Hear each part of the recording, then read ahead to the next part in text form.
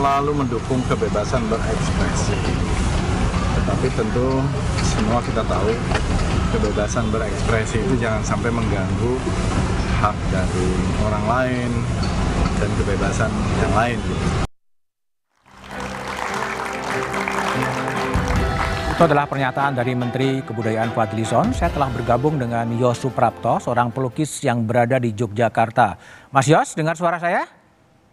Saya dengar dengan jelas. Oke, Mas Yos, saya tanya ya, sekarang ramai soal Sukatani ya. Akhir tahun lalu Anda juga berpameran, kemudian beberapa lukisan Anda kemudian dibatalkan atau diturunkan, tidak jadi dipamerkan. Apa yang terjadi pada waktu itu sebetulnya? Ini melihat segala sesuatu itu kan harus dilihat dari akar permasalahannya ya.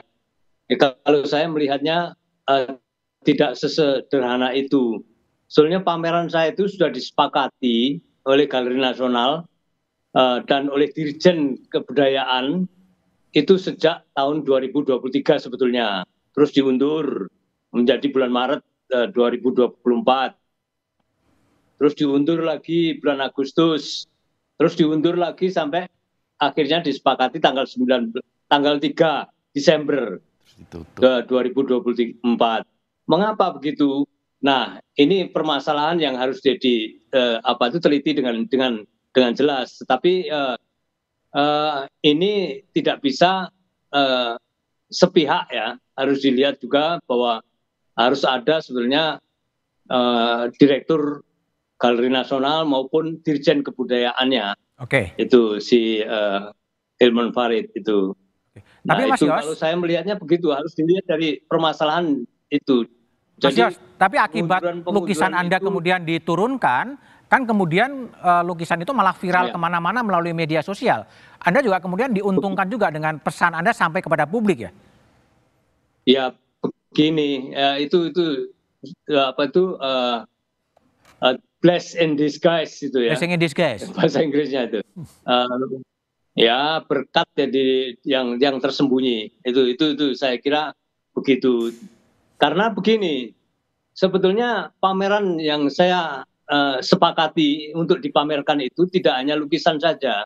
Itu ada karya penelitian saya selama 15 tahun mengenai tanah di negeri kita, di bumi pertiwi ini. Jadi itu sebetulnya. Oke.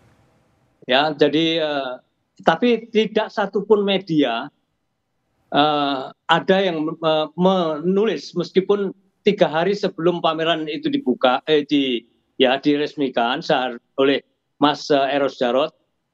Nah, itu saya mengundang 35 wartawan dan itu mendengarkan penjelasan saya tentang instalasi saya tentang tanah ya. Jadi ini tentang judul pameran itu, yaitu kebangkitan tanah untuk kedaulatan pangan. Rakyat. Oke. Itu.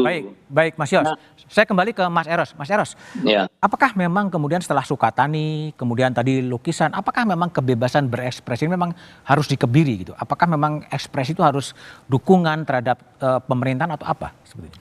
Sebetulnya gini ya, kalau saya lihat ini apa? Ada semacam ketakutan yang nggak jelas ini. Ketakutan yang nggak jelas dari siapa? Dan kaum penjilat yang nggak jelas juga gitu. Kaum penjilat yang nggak jelas itu siapa? Ya banyak lah. Hah? Ya. Oke, terus? Masih nanya soal itu. Nah, waktu pameran kebetulan saya buka, sebetulnya masalah yang sama sekali lah. Nggak ada menurut saya berlebihan ya.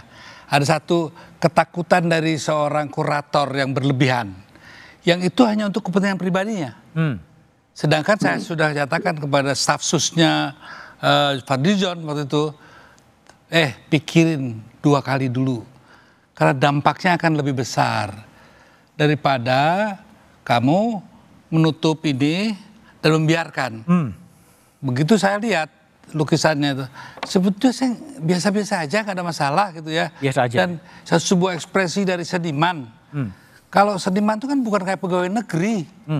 Kalau pegawai negeri itu mau objektif, ya seniman itu kalau nggak boleh subjektif, ya jadi pegawai negeri gitu loh ya. Jadi itulah ekspresi dari seorang seniman dalam melihat bagaimana kehancuran tanah ini ya, masa depannya untuk Indonesia. Tapi karena berlebihan, nah, saya juga bilang kan, Fadlizon mungkin lupa ya. Ya ini mungkin Fadlizon dengar kamu ya. Gini, dia juga kalau baca sajak itu ya, waktu Dulu. lawan Pak Jokowi itu luar biasa. Luar biasa. Itu boyo eling toh. Oh, eling. Boyo eling tole Oke. gitu ya. Jadi artinya nggak usah lah terlalu berlebihan. Oke. Sementara Mas Charles, kami juga telah mengundang Fadlizon dan Giring sebagai wamen kebudayaan tapi belum bersedia untuk hadir. Silakan. Ya jadi gitu loh. Artinya saya kenal Fadlizon nggak mungkin begitulah. Ya. Apalagi Prabowo, Pak Presiden ya. Presiden itu saya bicara sama si Butet kemarin 3 hari lalu. Butet bilang, Mas, wah enak gitu. Kenapa? Aku ternyata kita seniman dibebaskan oleh Pak Presiden. Dia untuk ngomong apa orang itu ditangkap gitu. Nah tetapi cocok-mio-nya ini para kaum penjilat inilah ya. Kaum penjilat. Yang mau naik pangkat apa sekali, ya itulah yang bikin masalah. Oke, Jadi sebetulnya kalau Mas Prabowo itu orangnya santai-santai aja menurut saya. Yang ribet ini kan mereka yang rebutan mau naik pangkat atau mendapat perhatian. Oke, baik. Aswin, kalau Anda lihat pengalaman Anda kan Anda pernah mengadvokasi Haris sama Fathia ya, dalam kasus dengan Menko Luhut dulu ya. Apakah di pemerintah sekarang Anda yakin bahwa kebebasan berekspresi itu akan tetap bisa tumbuh dan berkembang sebetulnya? Ya sebetulnya memang tadi kalau soal ngomong akar, kebebasan berekspresi itu sangat terkait dengan kondisi negara hukum atau demokrasi. Kalau demokrasinya atau sebaliknya, itu bisa saling kelihatan. Kalau orang tidak boleh berbicara, tidak boleh berkesenian, ya kita bisa tahu berarti pemerintahannya itu tidak demokratis dan sebaliknya. Betul. Nah, saya berharap tadi betul bahwa Presiden mendukung kebebasan berekspresi ya, tapi saya pikir ini masih terlalu awal untuk melihat dan setidak-tidaknya polisi itu masih menjalankan setidak-tidaknya di beberapa polda ya tadi kalau bahasanya Mas Anam itu di beberapa polda itu masih menjalankan pembatasan kebebasan itu. Nah yang menarik kan tadi sebenarnya kalau kita lihat substansi ya. Kalau kita lihat nih ada misalnya soal bayar-bayar itu. Ada 130 temuan setara terkait kepolisian. Dan sebetulnya polisi pun sudah memberikan sanksi kan kepada anggotanya yang melakukan pungli. Berarti memang nyata itu bayar-bayar itu. Nah yang saya bacakan, saya pilih beberapa dari 130 masalah. Pemaksaan atau intimidasi dalam pembuatan video klarifikasi. Ini persis seperti yang dialami Sukatani. Pemerasan tersangka dengan bujukan pembebasan, pemerasan terhadap tahanan, gaya hidup mewah sebagian anggota Polri, dugaan pelaku memberikan perlindungan terhadap bisnis ilegal, menyalahgunakan barang, uang, surat berharga milik dinas, pungutan liar dan lain-lain.